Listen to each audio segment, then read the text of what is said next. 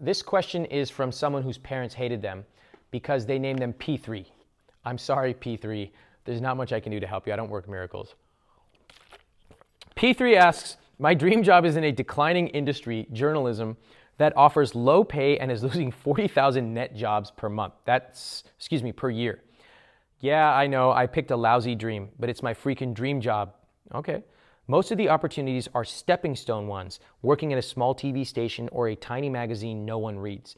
And it's next to impossible to get past that point. So what should I do? This is a great question because a lot of young people we know want to work in these glamorous jobs like media, journalism,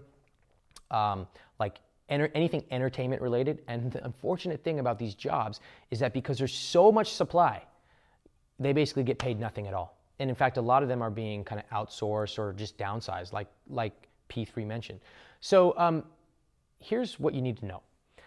You are right that you're competing against hundreds of thousands, if not millions of people. The good news is that most of these people are extremely average and terrible at what they do, especially when it comes to strategically thinking of their job search. Now, having been in the media world a little bit, and I know a lot of journalists, every time I go on TV, actually, and I meet a new anchor, I always ask them, I'm like, there's so many anchors I meet who end up in Kansas for their entire lives. Like, how did you make it to New York? How did you make it on the Today Show or the Early Show or whatever show? And it's so interesting that so many of them say, oh, I did this, I did that, but a lot of it was just luck. So a lot of them are open in acknowledging that. But here's, I think, the more interesting part of that interaction. I'm finding the top people in the field, and I'm asking them what they did differently, how'd they end up there. Have you done the same thing? Have you met journalists who you admire, who have made it, and asked them what their route was? My bet is no. My bet is you're kind of just sitting here looking at this industry, but you're not talking to the people you admire. Find the people you admire in that industry. Go reach out to them and say, hey, I'd like to take you out to coffee, or get a warm introduction, maybe from the former dean at your school. There's a lot of connections you have that I'm sure you're not even tapping. Go on LinkedIn and look at who you're connected to get to this person. Get a warm introduction. Say, listen, I know you're busy. I just have a quick question.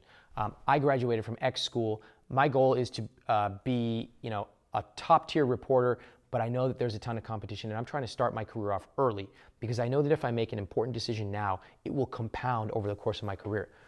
I just have one simple question. There are a lot of places that journalists can end up at. Many of them end up at third tier papers. You've made it to the top.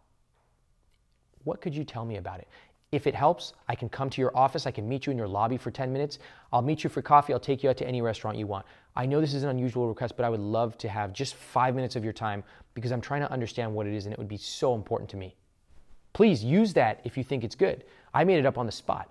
The point is, the strategy here should be, look, I'm in this industry. Normally, I would just say, think about getting out of the industry, but you don't want to. That's your dream industry. Fine, stick with it. But don't just be an average candidate.